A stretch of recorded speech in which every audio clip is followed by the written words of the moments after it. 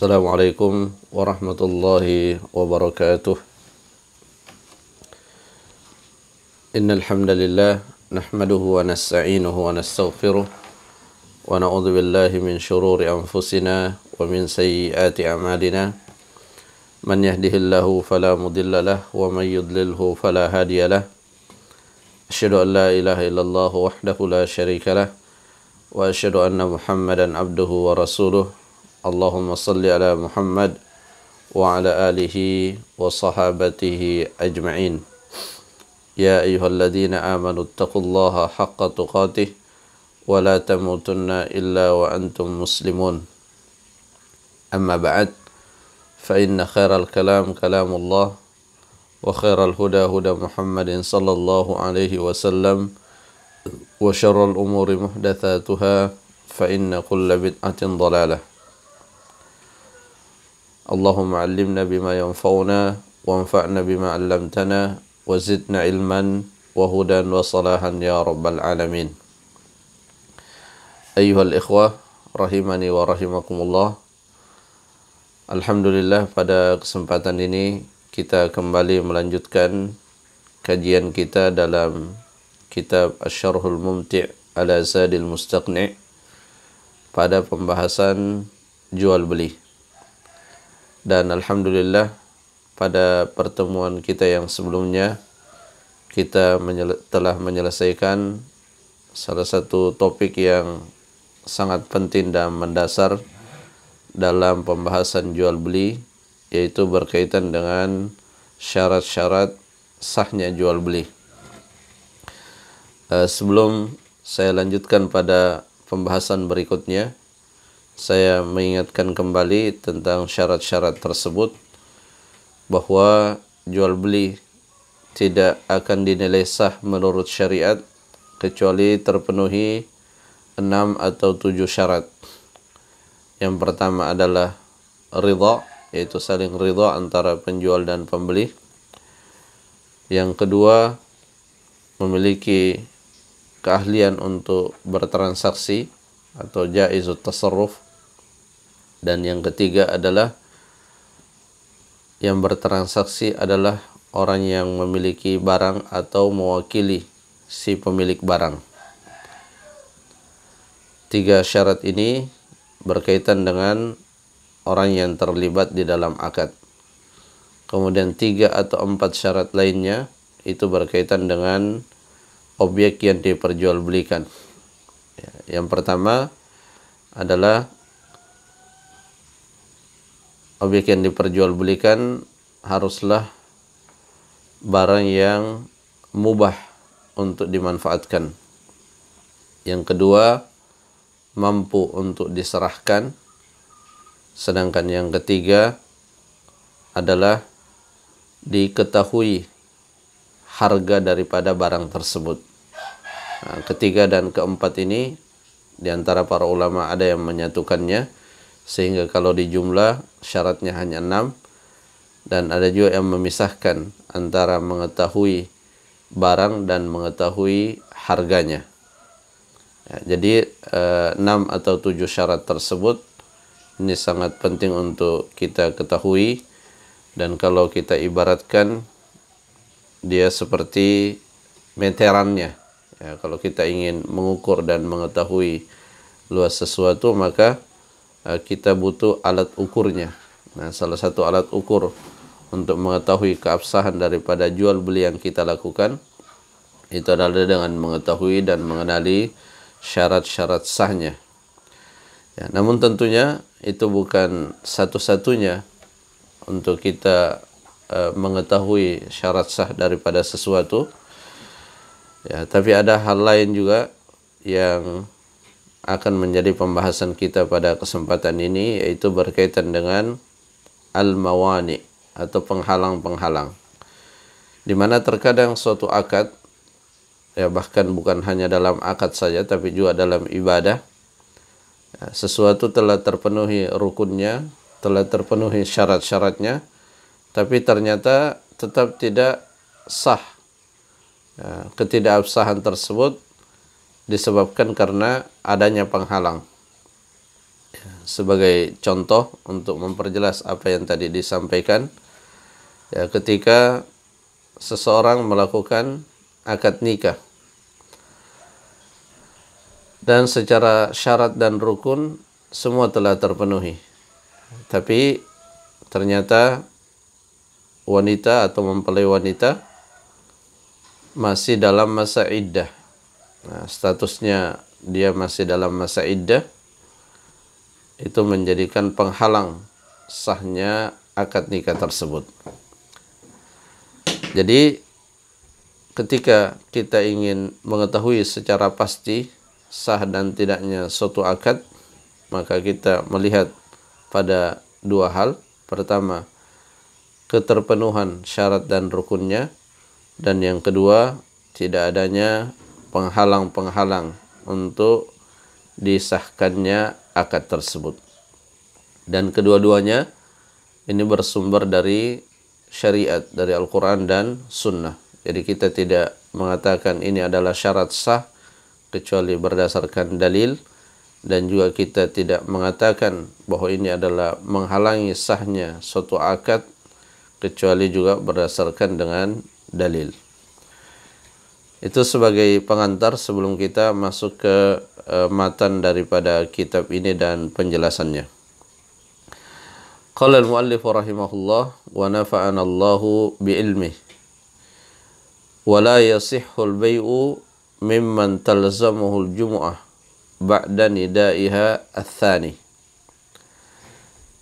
Ini saya bacakan dulu matannya. Dan tidak sah jual beli bagi siapa saja yang wajib menghadiri salat Jumat setelah azan yang kedua. Jadi apa yang kita bahas di dalam pembahasan kita pada kesempatan ini tidak lagi berkaitan dengan syarat-syarat, tidak lagi berkaitan dengan rukun, tapi berkaitan dengan penghalang-penghalang. Ya.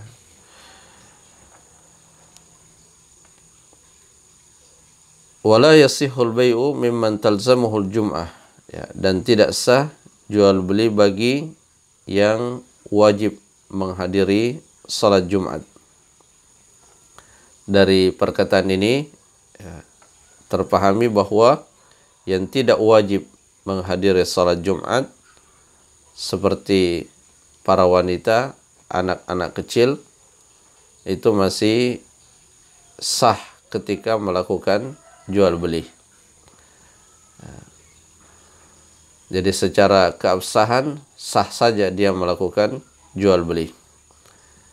Tetapi terkadang juga meskipun secara hukum sah dan tidaknya adalah sah, mereka juga dilarang untuk melakukan jual beli.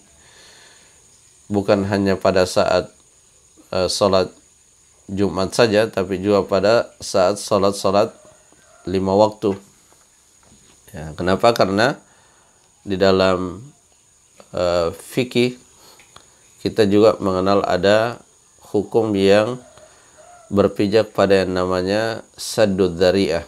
Ya, saddud dzari'ah itu adalah menutup celah yang bisa mengantarkan seseorang pada perkara yang diharamkan.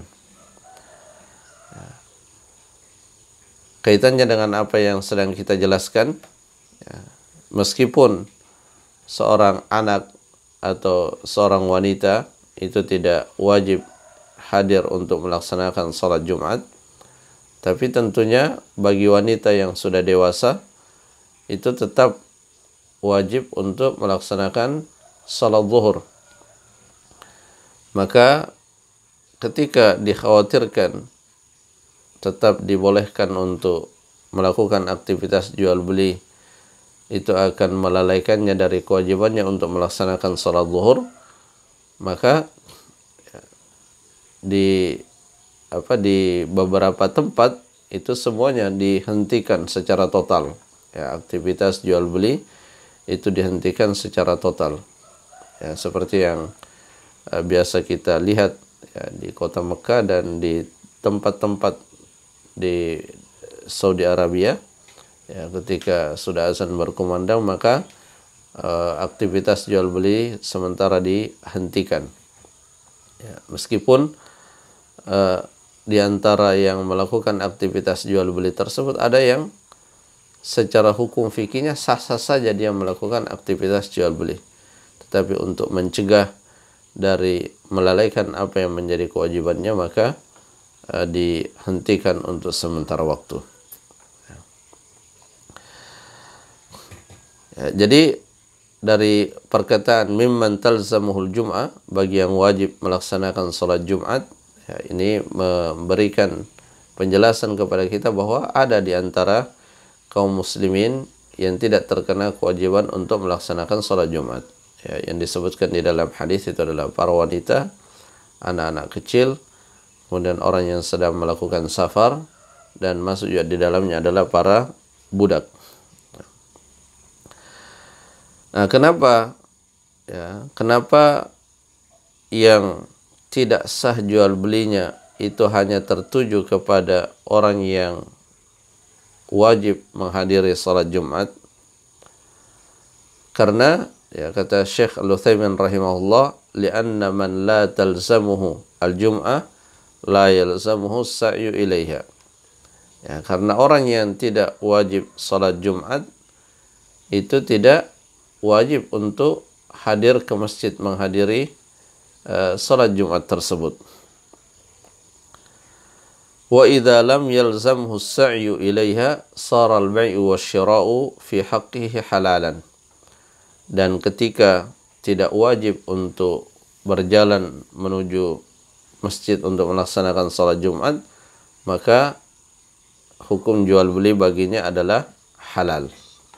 Ya, jadi kita melihat di sini dari penjelasan Syekh Al-Utsaimin rahimahullah, sebab pelarangan, ya, sebab pelarangannya itu tidak lain karena dia memiliki kewajiban yang lebih penting daripada jual beli.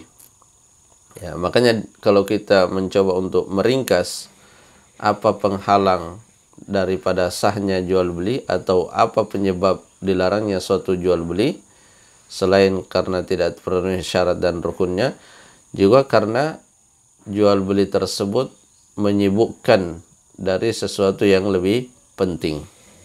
Nah, itu salah satu sebab kenapa jual beli itu dilarang. Kalau jual beli itu menyebabkan seseorang tersibukkan dari perkara yang lebih penting. Ya, dalam hal ini adalah salat Jumat. Ya, salat Jumat tentu lebih penting daripada jual beli.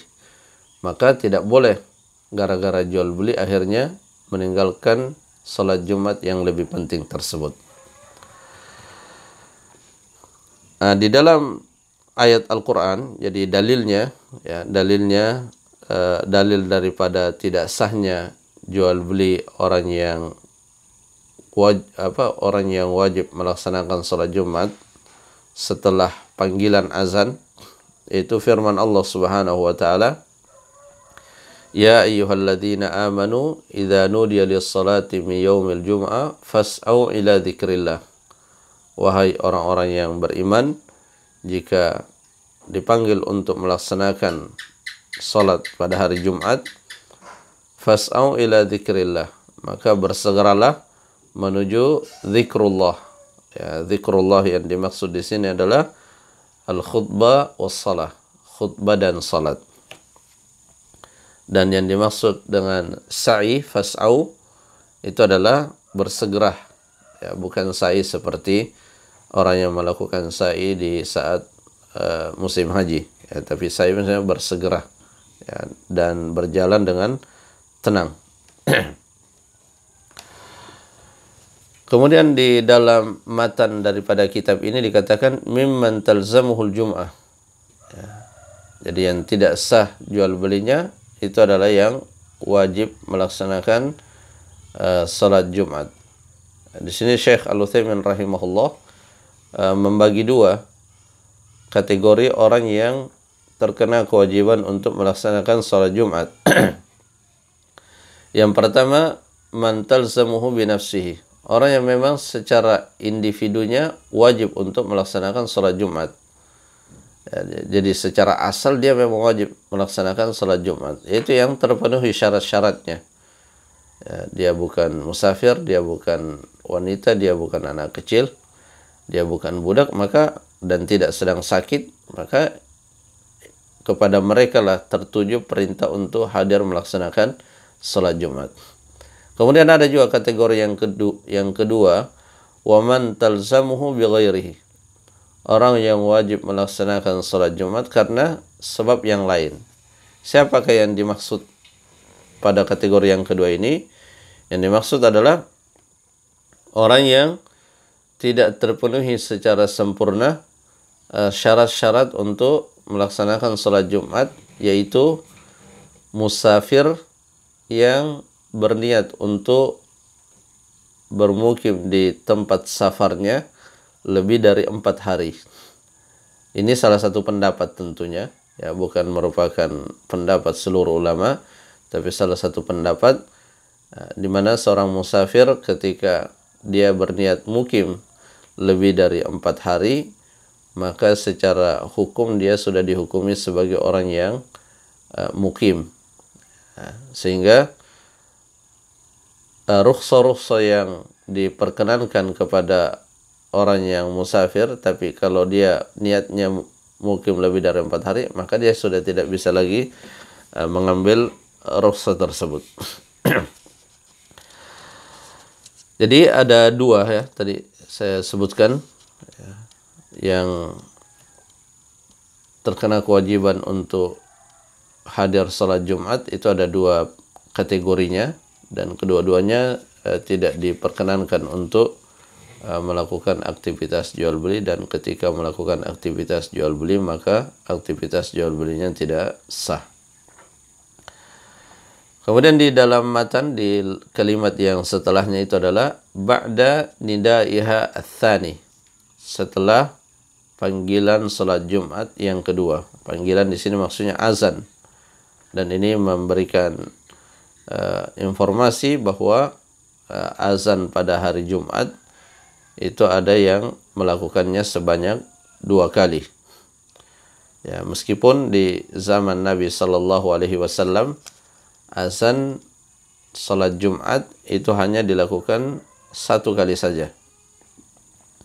Adapun azan salat Jumat sebanyak 2 kali itu dilakukan pada zaman Utsman bin Affan radhiyallahu an, ketika wilayah kaum muslimin semakin luas, ya, jumlah kaum muslimin bertambah banyak, maka Utsman radhiyallahu an berinisiatif untuk kemudian mengumandangkan azan di pasar-pasar dan di tempat-tempat keramaian agar mengingatkan segenap kaum muslimin akan dekatnya waktu pelaksanaan salat Jumat.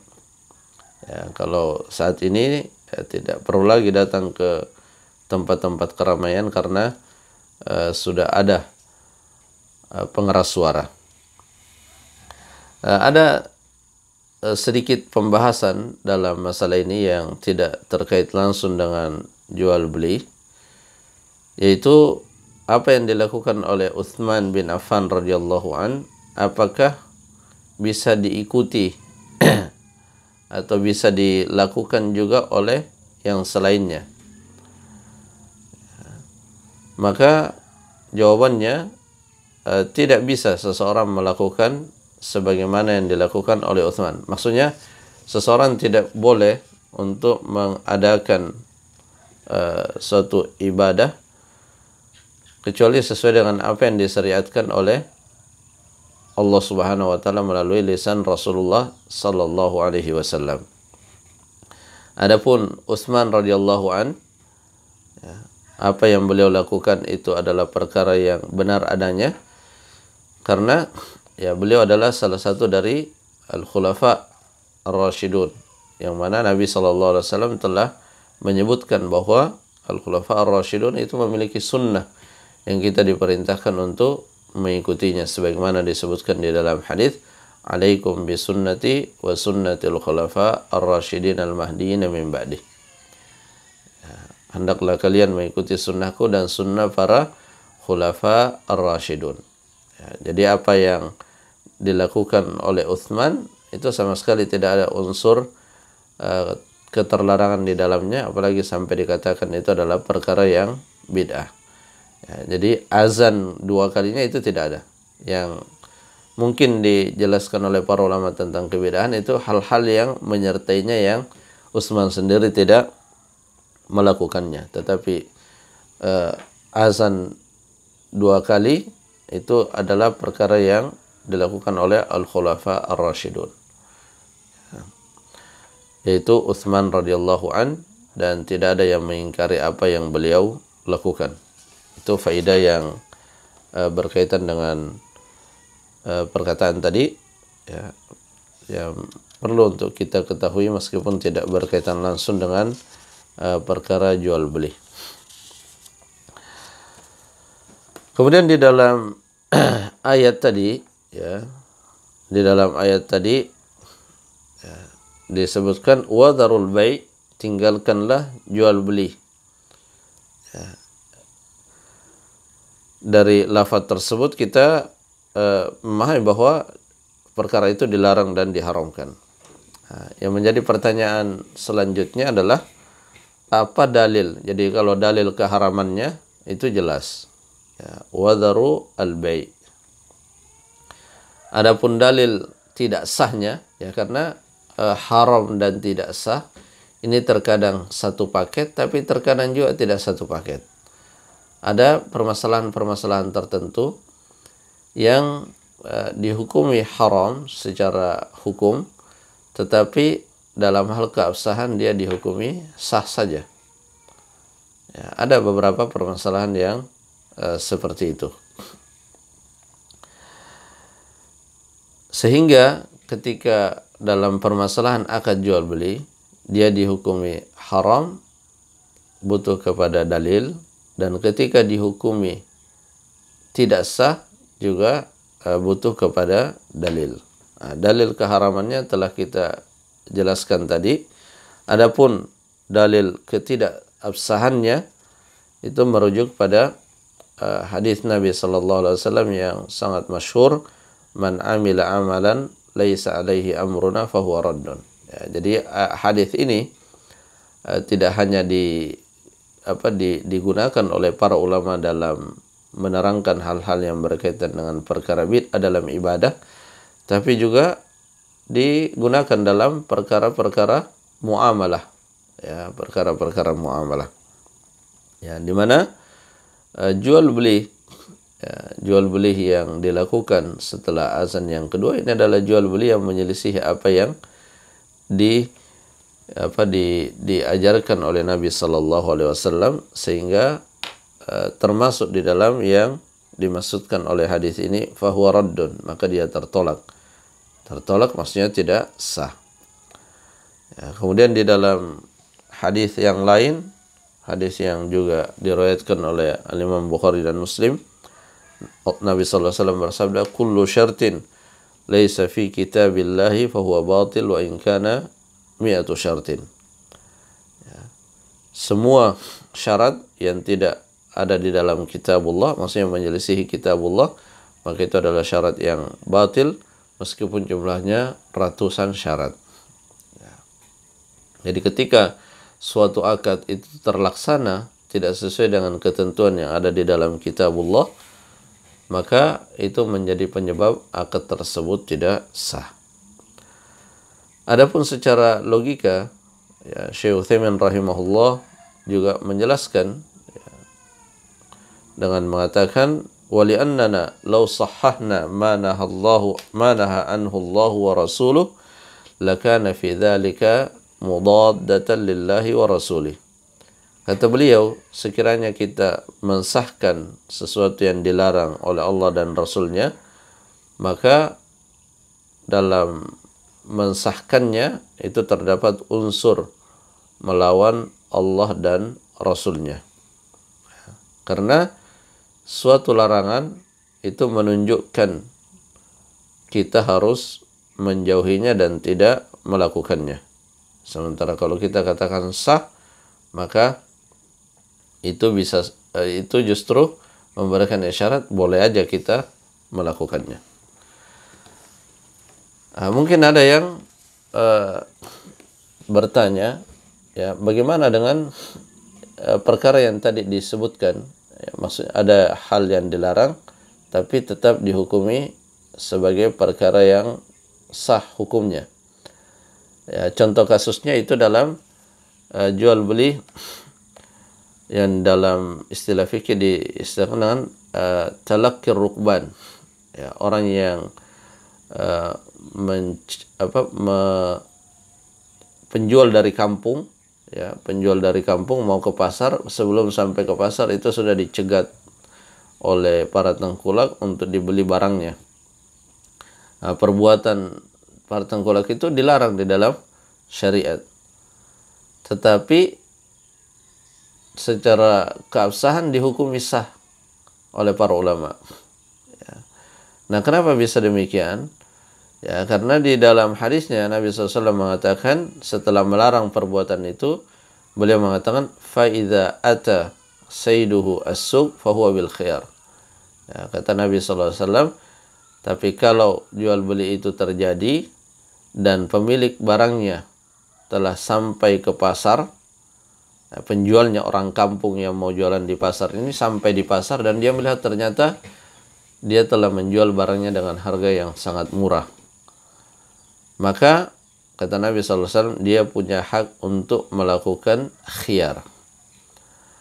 Nah, diberikannya hak khiyar kepada si pemilik barang, orang kampung tadi, itu menunjukkan bahwa jual beli yang sebelumnya itu adalah jual beli yang sah, ya, karena khiyar itu adalah bagian dari atau turunan daripada jual beli. Jadi ketika jual beli itu terjadi dan di dalamnya ada unsur-unsur yang tidak sesuai dengan syariat, tetapi hal itu tidak sampai pada menyentuh zat daripada jual beli tersebut, maka diberikan hak untuk khiyar. Khiyar maksudnya pilihan antara meneruskan jual beli tersebut atau membatalkannya. Itu penjelasan kenapa ada jual beli yang diharamkan dan otomatis tidak sah, tapi ada juga yang diharamkan tapi tetap disahkan. Itu tidak lain karena ada larangan yang tertuju kepada zat suatu perbuatan dan ada larangan yang tertuju pada perkara-perkara yang di luar daripada zat perbuatan tersebut. Ya. Sebagai contoh lain untuk memperjelas masalah ini, ya, dalam masalah ibadah, kita dilarang sholat dengan pakaian yang najis. Hukumnya haram. Dan kalau kita sholat dengan pakaian yang najis dalam keadaan mengetahui bahwa pakaian kita najis, maka sholat kita otomatis tidak sah.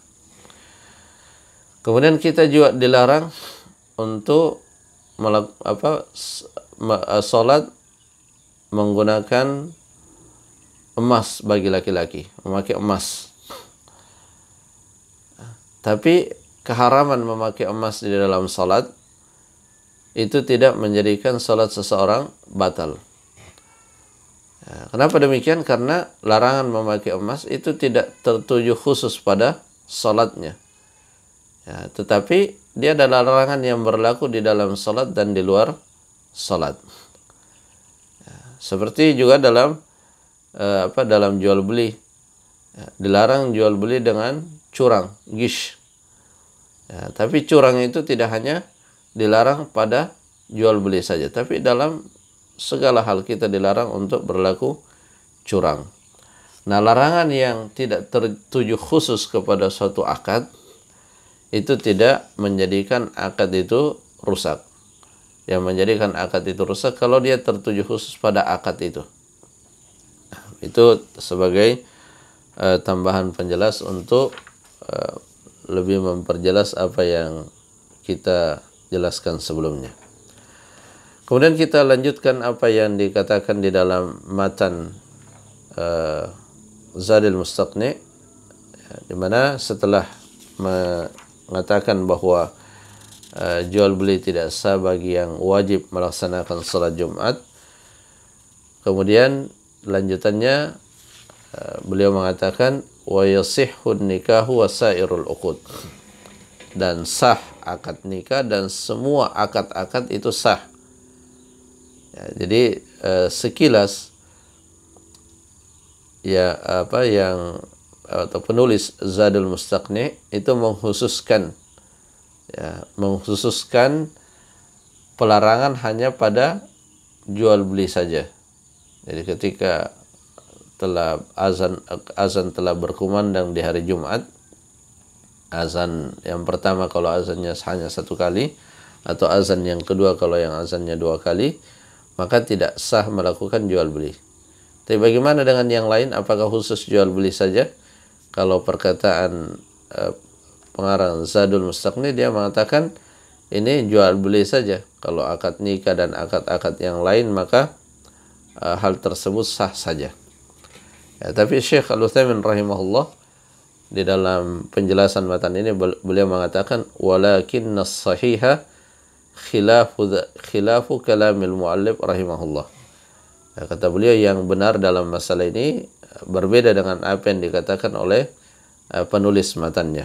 Dan beliau mengatakan wa anna sa'iral uqudi manhiyun anha kal bai', dan bahwasanya semua akad itu dilarang, sama halnya seperti jual beli. Karena apa?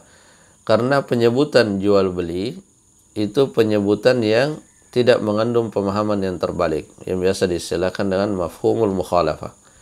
Tapi penyebutan jual beli ini adalah penyebutan yang dimaksudkan sebagai realitas yang umum dialami oleh masyarakat, di mana aktivitas terbanyak yang dilakukan oleh masyarakat itu adalah jual beli, sehingga itulah yang disebutkan, dan tidak dimaksudkan dari penyebutan tersebut untuk membatasi.